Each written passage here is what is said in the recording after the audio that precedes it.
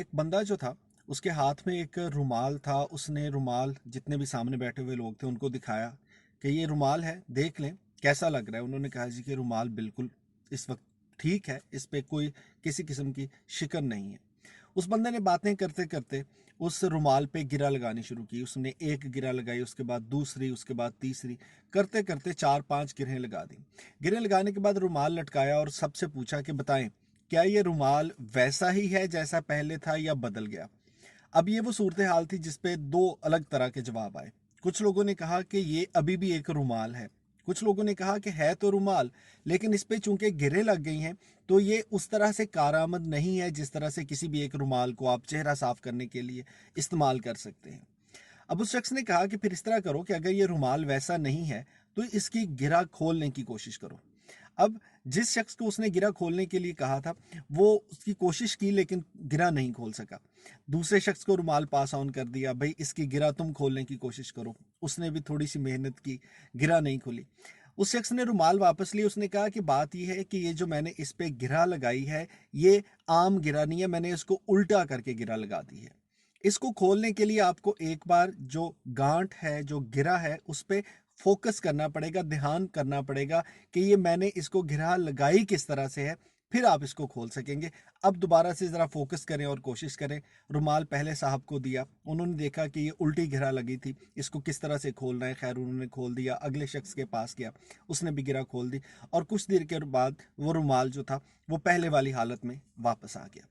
अब इससे जो समझाने की बात थी वो ये है कि हम सब के पास जितनी भी आम हमारी ज़िंदगी है इसमें कितने ऐसे मामलात होते हैं जिसमें आहिस्ता आहिस्ता ख़राबी आना शुरू हो जाती है। वो ख़राबी किस तरह की होती है? आपको लगता है कि ताल्लुकात में कहीं गिरा आ गई, आपको लगता है कि किसी बात पे आपको गुस्सा आना शुरू हो गया, आपको लगता है कि आपकी तबीयत में बेचैनी और बदलाव आ रहा है। अब ये वो सारी गिरें हैं जो कि हमारे मिजाज पे, हमारे मूड पे लगती रहती हैं। दो तरह के लोग होते हैं। कुछ तो ऐसे होंगे जो कहेंगे कि नहीं भाई मैं हमेशा से ऐसा ही था। जिस तरह कुछ लोगों ने कहा था कि पहले भी रुमाल था अब भी रुमाल है, जबकि बहुत से लोगों का ये मानना था कि अब ये रुमाल वैसा नहीं रहा। अब अगर रुमाल को पहली हालत में वापस लेके आना है तो आपको गिरा खोलनी पड़ेगी। हम बुनियादी गलती ये करते हैं कि हमारी रोज़मर्रा की ज़िंदगी में बहुत से ऐसे काम होते हैं जो तकरीबन रोज़ हो रहे होते हैं। आपको किसी एक बात पे गुस्सा आता है और रोज़ उस बात पे गुस्सा आता है। आप किसी से बात करते हैं, बहस हो जाती है और वो हमेशा से बात बहस में बदल जाती है। आपको कोई एक चीज़ जो है वो नाखुशगवार लगती है और हमेशा उसको लेके आपका मूड ख़राब हो जाता है। तो उस रुमाल की गिरा की तरह जब तक ये फैसला नहीं करेंगे ना कि भाई इसकी गिरा लगती कैसे है और इसको खोलना कैसे है, तब तक मामलात ठीक नहीं होंगे। अब आपने करना ये है कि आज के बाद आपने किसी बात पे जब गुस्सा आए तो कुछ देर के लिए ये सोचना है कि आपको इस बात पे गुस्सा आया क्यों, कौन सी ऐसी बुनियादी वजह है जहां से ये गुस्सा शुरू होता है।